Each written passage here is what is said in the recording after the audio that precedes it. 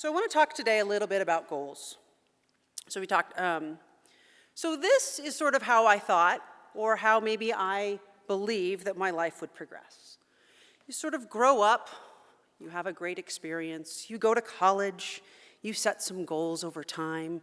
It's getting married, having children, making an impact in the world in some way. It's retirement, and then who knows what's beyond that. However, in the time that has happened, I've sort of achieved all of those things in some level, maybe not retirement and death just yet, but it's given me a time in my life now where I'm able to look back. So over this time, I achieved many of those things, and I went to school here. I graduated from here and had a great experience while I was at the college.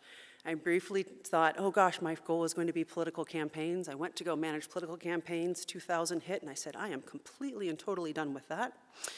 I moved into industry sort of out of happenstance. I moved into the pharmaceutical industry to go make drugs, the legal kind, for you out on the East Coast. I got a master's degree. I got married, I had a child, I had a really thriving career. I have a very thriving career.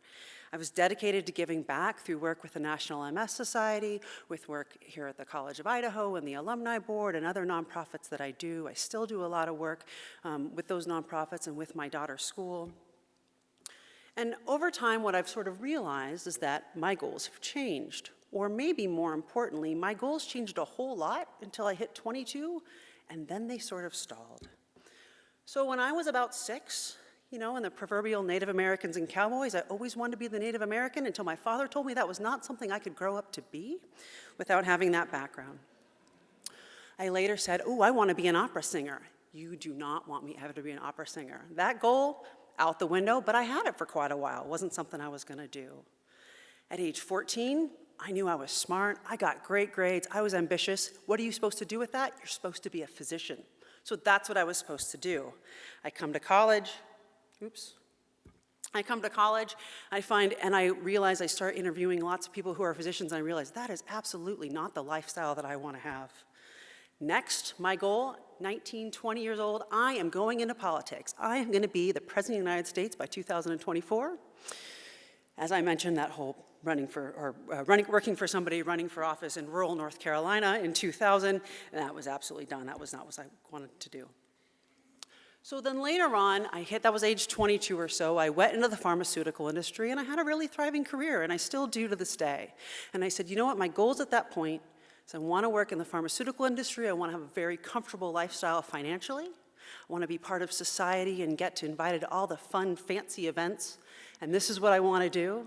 I also want to give back to charity. You know what? In some ways, I feel like I've achieved all of those things, and I've been incredibly fortunate, but now I'm in a place to say, you know what? I achieved that. Is that really what I want? So the goals that I set when I was 21, 22 years old, those goals have stayed the same ever since. I personally have evolved a lot as an individual, but those goals stayed the same, and I achieved them. And a little bit like that dog chasing the car, the dog finally catches the car and goes, now what? What do I do? And so at this time, I look back and I realize that I spent a lot of my time figuring out what that goal was going to be, what I wanted to do with my life. And I realized that so much of what my life was was based upon goals that I had at a different age. Even though I'm a very different human than I was when I was 20 years old, those goals stayed the same. I don't regret anything that I did, and I've really enjoyed every step of the way that I have, but this has sort of brought me to realize that I need to reevaluate who I am and what my goals are. Which brings me to my thoughts today. Goals are important, but goals are things that need to be changed. I think so many people, myself included, I believe once I set a goal, I have to achieve it no matter what. And I'm sure many of you have felt that way, because as you decide, I'm going to set that goal, you're going to achieve it. I know all the graduates here are highly achieving individuals. And I imagine that if you were brought here with a graduate, that you sort of fall into that group as well. And so we got to achieve that goal. But what happens? Life happens. And I think that we all change a lot, and we need to give ourselves credit, and we need to realize that we're human. That the person that we were when we were 10, or 15, or 20, or 40, or 60 is not the same person that we are later in life. And because we're not the same person that we are later in life, it's sort of incumbent upon us to change our goals and let our goals evolve. So I in no way feel qualified to give any advice. And so really all I'm doing today is sharing with you my experience and where I am today. I recently hit 40, and so I think maybe that's probably a lot of cause for reflection. You sort of hit that age and you go, all right, about half my life, and I better figure out what I want to do with the next half of my life. The sort of words of advice, or the things that have been really working for me, is that one's soul must be continuously nurtured and nurtured for itself.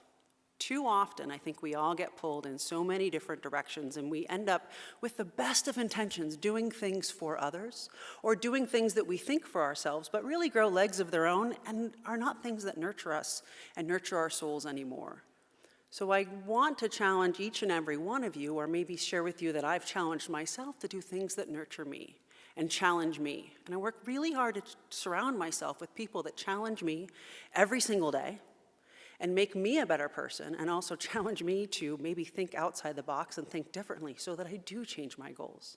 I don't want the goals that I have now at age 40 to be what I achieve at age 60 or 70 and realize, that's not at all what I wanted to do.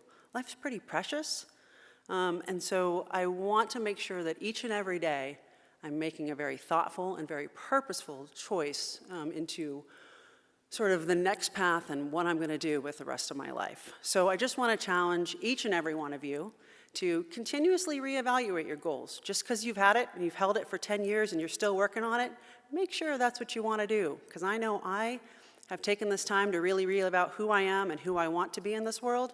And I think it's a lot different than the person I was when I graduated here at 22.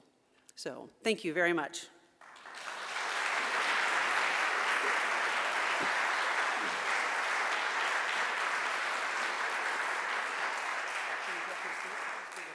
Can we bring up the house lights for just a moment? There we are. As promised, this is an opportunity to ask a question or two if you have them, and make a remark of your own. Oh, up back there, yeah, please. I think my goal right now is to continuously, I'm sorry. Usually never a problem with microphone. I think my goal right now is to continuously challenge myself and keep working to figure out who I am. That's my personal goal right now, is to be the best person I can be. And for those that lean on me and for whom I support, primarily my daughter, and those that love me and I love, is being the very best person and the best role model about authenticity that I can be. Stacy? Yep.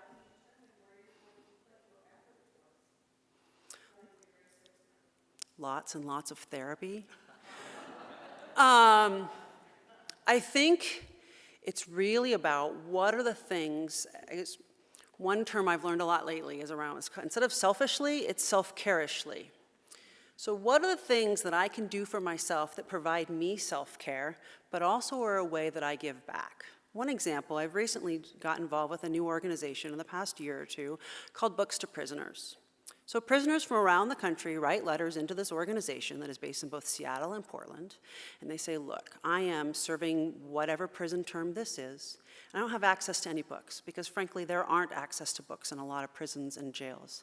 And here are the things that I'm interested in. I'm wondering if you can share something. So people from all over our region share a book, donate their books that we all have sitting on our shelves, sitting dusty, and I get to browse them, this ginormous room full of books. And for 2 hours every week, I get to read a letter and just look at a lot of books and page through them and go, if I was in this situation and I had these sorts of interests, which books would I like?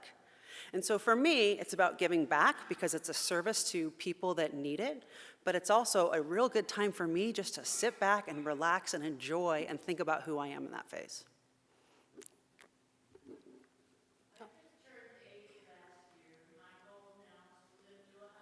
Awesome, I love it. And keep being the best person you can be that entire time.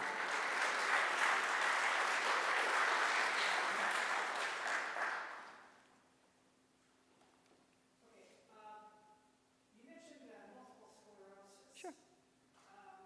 Why that particular disease? And